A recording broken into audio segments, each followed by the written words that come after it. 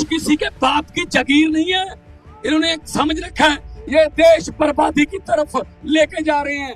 ये सिर्फ और सिर्फ अपनी फोटो, अपने काम, बस और कोई काम नहीं।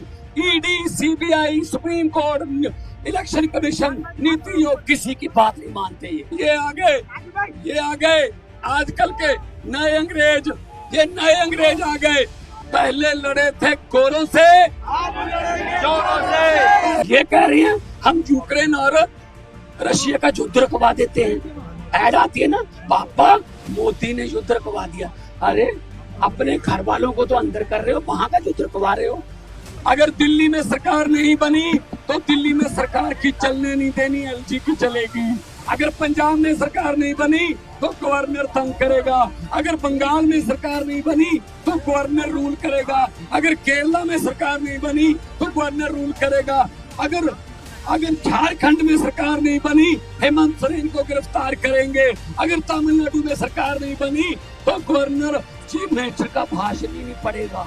कोई कानून नहीं कहता कि अगर कोई पॉलिटिकल वेंडेंटा के अधीन किसी मुख्यमंत्री को आप जेल में कर दोगे तो वो उसको इस्तीफा देना पड़ेगा। नो, वो तो अभी लेके गए हैं, वो दोषी साबित थोड़ी हुए हैं। सरकार चलेगी, सरकार कानून से चलाएंगे। हमारे मंत्री खड़े हैं। हुकूमत वो करते हैं जिनका दिलों पर राज होता है। यूं कहने को तो मुर्गे के सर पे भी ताज होता है। आज के दिन उनको फांसी दी थी, महज 23 साल और 22 साल की उम्र थी। भगत सिंह जी ने जो कुर्बानी थी उसको आज सज्जा करने के लिए हम आए हैं। आज उनको सैल्यूट करने के लिए आए हैं। लेकिन मेरे मीडिया के साथियों को मैं कहना चाहता हूँ कि भगत सिंह की कुर्बानी किस बात के लिए हुई थी? वो हुई थी भारत में डेमोक्रेसी लाने के लिए। अंग्रेज जो थे, जो ब्रिटिश एम्पायर था, वो प्रयोग करने नहीं देता था। तो भगत सिंह की, राजगुरु सुखदेव, चंद्रशेखर आजाद, लाला लाजपत राय की लड़ाई क्या थी कि आप लोग अपने देश चाहिए, हमारा देश छोड़ के चले जाइए। हम अपने देश में अपने नेता चुनेंगे वोट डालकर। उनकी कुर्बानी के बाद 1947 में देश आजाद हुआ। 1947 में देश आजाद हुआ। हमें वोटर कार्ड मिले, हम अपने नेता खुद चुनने लगे। लेकिन आज भगत सिंह, राजगुरु सुखदेव की आत्मा तड़प रही होगी कि इस देश में डेमोक्रेसी बची नहीं है। आज भगत सिंह की आत्मा तड़प रही होगी कि इस आजादी के लिए हमने कुर्बानियां दी थी। ये आजादी है कि विपक्ष को आप प्रचार न करने दो, विपक्ष को वोटों में इलेक्शन न लड़ने दो, विपक्ष के नेताओं को सीधा उठा के जेल में फेंक दो। अगर विपक्ष जीत रहा है तो चंडीगढ़ की तरह 8 वोट कैंसिल करा के अपनी मर्जी का मेयर बनाने दो। क्या ये भगत सिंह ने सोचा था? आज के दिन इनकी बुतों के सामने खड़े इनकी आत्मा तड़पती होगी। अरविंद केजरीवाल को तो पकड़ लोगे, लेकिन उनकी सोच को गिरफ्तार कैसे करोगे? पूरे देश में ये रोष फैल गया है कल से कि बीजेपी जो है वो देश में डिक्टेटरशिप लाना चाहती है। ये नहीं चाहते। अगर दिल्ली में सरकार नहीं बनी तो दिल्ली में सरकार की चलने नहीं देनी, एलजी की चलेगी। अगर पंजाब में सरकार नहीं बनी तो गवर्नर तंग करेगा। अगर बंगाल में सरकार नहीं बनी तो गवर्नर रूल करेगा। अगर केरला में सरकार नहीं बनी तो गवर्नर रूल करेगा। अगर झारखंड में सरकार नहीं बनी, हेमंत सोरेन को गिरफ्तार करेंगे। अगर तमिलनाडु में सरकार नहीं बनी तो गवर्नर चीफ मिनिस्टर का भाषण ही नहीं पड़ेगा, जो पढ़ना जरूरी होता है। ये बाबा साहब डॉक्टर भीमराव अंबेडकर का संविधान खतरे में है। आओ मेरे दोस्तों, 140 करोड़ लोगों को कहता हूँ, आओ इकट्ठे हो जाएं, वरना ये देश बर्बादी की तरफ लेके जा रहे हैं। ये सिर्फ और सिर्फ अपनी फोटो, अपने काम, बस और कोई काम नहीं।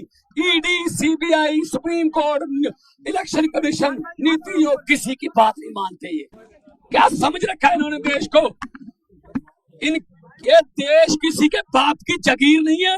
इन्होंने एक समझ रखा है, ये 26 जनवरी को पंजाब की झांकी निकाल दी, झांकी रिजेक्ट कर दी, हटा दी।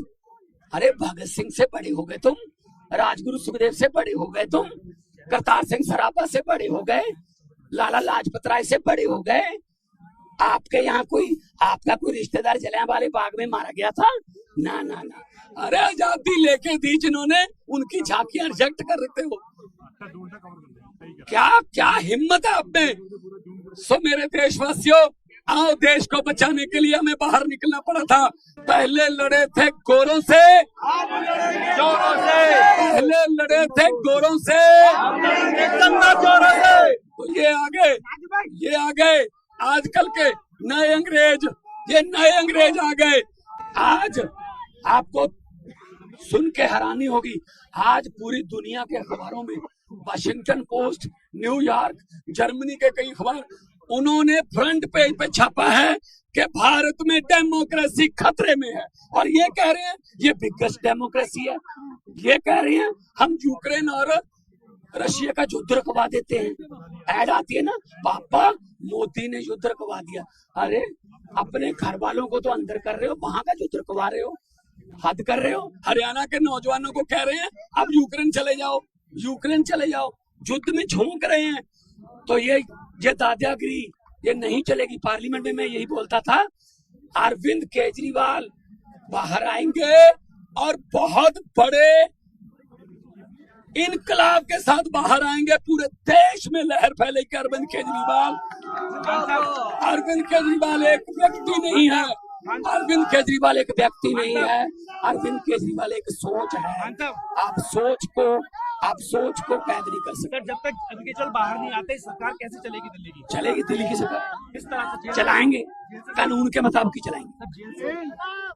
कोई कानून नहीं कहता कि अगर कोई मुख्यमंत्री को ऐसे, अरविंद केजरीवाल, कोई कानून नहीं कहता कि अगर कोई पॉलिटिकल वेंडेंटा के अधीन किसी मुख्यमंत्री को आप जेल में कर दोगे तो वो उसको इस्तीफा देना पड़ेगा। नो, वो तो अभी लेके गए हैं, वो दोषी साबित थोड़ी हुए हैं। सरकार चलेगी, सरकार कानून से चलाएंगे, हमारे मंत्री खड़े हैं, सब चलेंगे। लोकसभा चुनाव कैंपेन सर आप दोनों साथ दिखते थे कैंपेन में, कैंपेन आप दोनों साथ दिखते थे, अब कैसे अकेले करेंगे? प्रचार करेंगे सारे। देखो, अरविंद केजरीवाल एक सोच का नाम है, तो जो भी प्रचार करेगा वो अरविंद केजरीवाल की सोच का ही करेगा। तो मैं साथ दिखता था, इसका मतलब ये नहीं कि मैं अकेला साथ था, करोड़ों लाखों और भी केजरीवाल है देश में। हर उम्मीदवार केजरीवाल होगा, हर वॉलंटियर केजरीवाल होगा।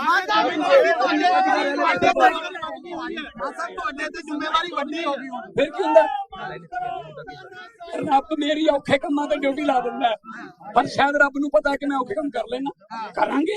सुनील जाखड़ ਅੱਜ ਈਸੀ ਜਾ ਰਹੇ ਨੇ, ਕਹਿੰਦੇ ਕਿ ਪੰਜਾਬ ਦੇ ਵਿੱਚ ਐਕਸਾਈਜ਼ ਪਾਲਿਸੀ ਪੰਜਾਬ ਚ ਲਾਗੂ ਹੋਈ ਤੇ ਉਹਦੀ ਵੀ ਜਾਂਚ ਕਰਾਵਾਂਗੇ। ਸੁਨੀਲ ਜਾਖੜ ਈਸੀ ਜਾ ਰਹੇ ਨੇ, ਜਿਹੜੇ ਪਿੱਛੇ ਜੇ ਕਹਿੰਦੇ ਸੀ ਕਿ ਕੇਜਰੀਵਾਲ ਦੇ ਭਗਵੰਤ ਮਾਨ ਨੇ ਫੋਟੋਆਂ ਲਾ ਲਈਆਂ ਸੀ ਝਾਕੀਆਂ ਤੇ, ਜਿਹੜੇ ਬਾਅਦ ਚ ਮੁੱਕ ਕਰਨਾ ਪੈ ਗਿਆ ਸੀ ਨਾ, ਛੱਡੋ ਪਰੇ। ਕਿਹੜੀ ਪਾਰਟੀ ਨੇ ਅੱਜਕੱਲ? ਜਾਖੜ ਸਾਹਿਬ ਕਿਹੜੀ ਪਾਰਟੀ ਦੇ? ਅੱਜਕੱਲ ਭਾਜਪਾ ਦੇ ਪ੍ਰਧਾਨ ਨੇ। ਅੱਜਕੱਲ ਭਾਜਪਾ, ਚਲੋ ਕੋਈ ਉਹਨਾਂ ਨੂੰ ਕਹੋ ਪਹਿਲਾਂ ਪਾਰਟੀ ਦੀ ਸਟੇਬਿਲਿਟੀ ਦੱਸ ਦਿਓ ਕਿ ਕਿੱਥੇ ਹੋ, ਫਿਰ ਬਾਅਦ ਚ ਗੱਲ ਕਰਾਂਗੇ। ਤਕੜੇ ਹੋ ਕੇ ਲੜਾਈ ਇੱਥੋਂ पार्टी के ऑफिस वाल जावांगे, पार्टी के ऑफिस वाल जावांगे। अब यहाँ से पार्टी के ऑफिस की तरफ मार्च करेंगे। शहीद आजम भगत सिंह, राजगुरु सुखदेव को श्रद्धांजलि देके हम उनको याद करेंगे और उनकी सोच को बचाने के लिए। भगत सिंह की सोच ये थी कि मुझे कोई शक नहीं कि आजादी मिलेगी या ना, आजादी तो मिलेगी, लेकिन मुझे डर इस बात का है कि आजादी के बाद देश कौन से हाथों में जाएगा। और आज ये डर पूरा सही साबित हो गया भगत सिंह का। ये लोग आ गए, ये लोग डिक्टेटरशिप करते हैं, किसी के एमएलए खरीद लो, किसी की सरकार तोड़ दो, किसी राज्यसभा में खरीद लो, कहीं लोकसभा में खरीद लो, विधानसभा में खरीद लो। ये खरीदो फरोख्त वाला भाई सब काम देश में बंद होना चाहिए। लोकतंत्र को बचाना है। कौम को कबीलों में मत बांटिए, लंबे सफर को मीलों में मत बांटिए। एक बहता दरिया है मेरा भारत देश, इसको नदियों और झीलों में मत बांटिए। और एक अरविंद केजरीवाल जी के लिए बोल रहा हूँ 4 लाइनें कि हुकूमत वो करते हैं जिनका दिलों पर राज होता है। हुकूमत वो करते हैं जिनका दिलों पर राज होता है। यूं कहने को तो मुर्गे के सर पे भी ताज होता है।